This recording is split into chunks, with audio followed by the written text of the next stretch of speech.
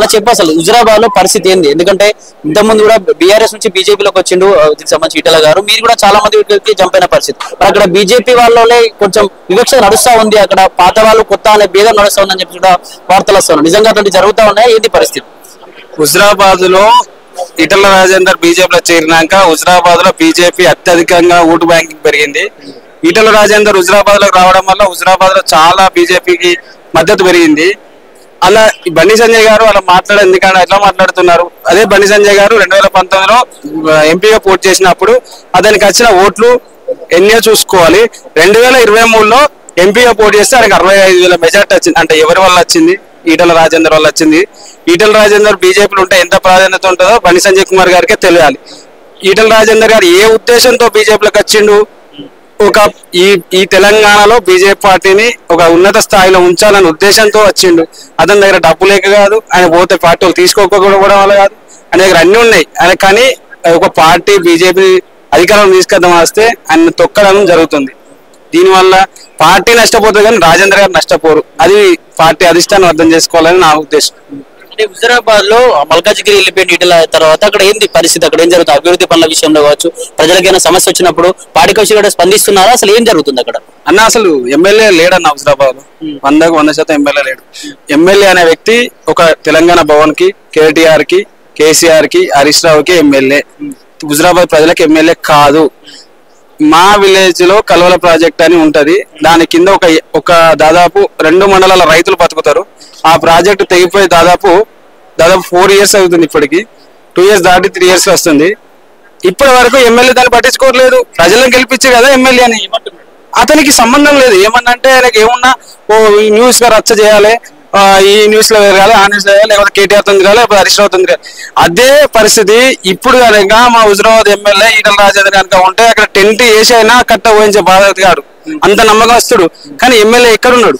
MLA కనబడట్లేదు. MLA కనబడితే ఒక సీఎం చెక్కులకు పని చేస్తాడు, కళ్యాణ్ చెక్కులకు వేస్తాడు. ఒక కార్యకర్త ఇంటికి రాడు, ఓ విలేజ్ ఏం జరిగిందంటే రాడు. ఆయన ఎమ్మెల్యే అయితే నేను అనుకోవట్లేదు, ఇంకా హుజరాబాద్ ప్రజలు అయితే అనుకోవట్లేదు ఎమ్మెల్యే అని. ఇప్పుడు ఇక్కడ ఎప్పుడు ఎలక్షన్స్ వస్తాయి, ఎప్పుడు ఈటెల రాజేందర్ హుజరాబాద్ లో పోటీ చేస్తాడు, మళ్ళీ ఎలక్షన్ లో మేము హుజరాబాద్ ఈటెల రాజేందర్ గెలిపించుకోవాలి ఒక ఆశతో తప్ప దేంతో లేరు. అందుకే మేము అడగడానికి వచ్చినాం. ఏమని? అన్నా నువ్వు రా, ఇప్పుడు జనాలంతా నీ కోసం చూస్తున్నారు, నువ్వు వస్తే నీ వెనుక ఉంటారు. లేకపోతే అన్నా నువ్వు ఇట్లా నెగ్లెన్సీ చేస్తే జనాలకు ఆల్టర్నేట్ లీడర్ లేకుండా పోయిండు అనే ఆలోచన మీద రాజేంద్రని అడగడానికి వచ్చినాం. సరే రాజేంద్ర అన్న ఇప్పుడు బీజేపీని విమర్శిస్తున్నాం అందరూ అనుకుంటారు, కానీ విమర్శన కాదు, అధికారంలోకి తీసుకురావాలనే ఆలోచన మీద రాజేంద్ర అన్న కోసం మాట్లాడుతున్నాం. అక్కడ లీడర్ లెవెల్ అధికారంలో తీసుకురావాలనే ఆలోచన లేరు. వాళ్ళకి ఏమైనా స్వార్థం. మా బండి సంజయ్ కుమార్ సెంట్రల్ మినిస్టర్ ఉన్నాడు, మేమే లీడర్లు అని ఫీల్ అవుతుంది. అది కాదన్నా, లీడర్ అంటే 10 మంది కోసం మాట్లాడటం లీడర్. ఈటెల రాజేంద్ర నాయకు ఎంత మంది ఉన్నారు? ఇప్పుడు వీళ్ళందరూ వచ్చారన్న, ఒక్క రూపాయి కూడా ఆశించకుండా వచ్చారు. ఒక్క 5 రూపాయలు కూడా ఖర్చు లేదు. అందరూ వాళ్ళ చేతికుండా పైసలు పెట్టుకుని నిన్న మీటింగ్ లో మేము అందరం అనుకున్నది ఏంటంటే రాజేంద్ర అక్కడికి రప్పియాలని అందరూ రాజేంద్ర అంటే అక్కడికి వస్తామని చెప్పి మాతో అన్నా నువ్వు వస్తే తప్పు, మేము తప్పు చేసి అడగొట్టినాం, నేనే మీ ఇంటికి వచ్చి అడుగుతామని మేము అందరం స్వచ్ఛందంగా కార్లు పట్టుకుని వచ్చాం. కానీ కొంతమంది చెత్తగాళ్ళు మాట్లాడుకుంటారు ఏమైనా రాజేంద్ర అనే డబ్బులు పంపింది. రాజేంద్ర అన్నకి ఏం అవసరం అన్న మాకు డబ్బులు పంపడానికి? రాజేంద్ర అన్న మల్కాజ్గిరిలో ఎంపీ, ఇక్కడ 20 కాన్ఫరెన్స్లు అయితే రాజేంద్ర అన్న వచ్చుకుంటే ఇక్కడ అక్కడికి కావాల్సిన అవసరం లేదు. కానీ మేము రాజేంద్ర అన్న కోల్పోయినాం కాబట్టి రాజేంద్ర అన్న కోసం మా సొంత ఖర్చులతో ఇక్కడికి వచ్చినాం. అంతే తప్ప రాజేంద్ర అన్న మమ్మల్ని ఎప్పుడు రాజేంద్ర అన్న అసలు విషయం చెప్పాలంటే ఆయన ఎప్పుడు చూసినా మా గురించి ఆలోచిస్తాడు. మీరు అందరూ వస్తే డబ్బులు ఖర్చు అయితే తమ్మి నేనే వస్తా మాట్లాడుతా అన్నాడు. కానీ రాజేంద్ర అన్న వద్దరే మేము అందరం వచ్చినాం.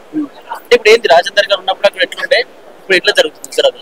రాజేంద్ర అన్న ఉన్నప్పుడు అన్న పార్టీల కల్లోలం కాదు, ఉన్న పార్టీలే కాదు, అసలు హుజరాబాద్ లో పార్టీ కల్లోలంలో ఇప్పుడు మా విలేజ్ లో ఉంటారు అన్న, నేను రాజేంద్ర తిరుగుతా. కాంగ్రెస్ వాళ్ళు కష్టం వస్తే కాంగ్రెస్ వాళ్ళు పోయినా కూడా నాతో అనేటోడు విజయ్ అలాంటి విషయాలు పట్టించుకోకు, అలా ఆపదలు ఉన్నాడు.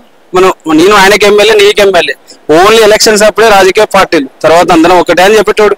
అలాంటి వ్యక్తి రాజేంద్ర అన్న పార్టీల సొంత పార్టీ వేరే పార్టీలతోనే మంచిగా ఉండే వ్యక్తి సొంత పార్టీల కళలు ఎట్లా పెట్టిస్తాడు? అది తప్పు ముచ్చట. అలాగే వాళ్ళు క్రియేట్ చేసుకొని రాజేంద్రని పక్కకు పెట్టాలనుకుంటున్నారు అంతే. రాజేంద్ర గారు మల్కాజ్గిరి నుంచి వచ్చి ఇక్కడ మళ్ళీ పోటీ చేసి గెలిచే అవకాశం ఉందా? మీరు ఏం చెప్తారు? మరి రాజేంద్ర అన్న హుజరాబాద్కి వస్తే అసలు నిలబడే ఎమ్మెల్యేలు వాళ్ళు తప్పటికి వెళ్ళిపోవాల్సిందే. ఇప్పుడు మీరు వింటారు కదా తొలి వెలుగులో ఛానళ్లలో రాజేంద్ర అన్న హుజరాబాద్ రాకనే ప్రజలు చాలా బాధపడతారు. రాజేంద్ర అన్న వస్తే ఇంకా ఏ క్యాండిడేట్ కి అర్హత లేదు అక్కడ. అది 100% రాజేంద్ర గెలుస్తాడు. కాకపోతే రాజేంద్ర రావాలని మేము కోరుకుంటున్నాం. ఎందుకంటే మేము తప్పు చేసినాం కదా ఓడగొట్టి, అందుకే కోరుకుంటున్నాం కాబట్టి ఇంత క్షమాపణగా వచ్చి అబద్ధాలు ఆడుకుంటాను అంతే. వస్తా అని చెప్పాడు. రాజేంద్ర రెడ్డి ఖచ్చితంగా హుజరాబాద్ లో పోటీ చేస్తాడు. ఎందుకంటే హామీ ఇచ్చిండు కదా, మీ స్థానిక సంస్థ సర్పంచ్లను ఎంపీటీసీలను గెలిపించినాక ఆయన మేము గెలిపించాలి కదా. 100% హుజరాబాద్ వస్తామని ఆశిస్తాను, 100% వస్తామని నమ్మకంగా ఉన్నాం.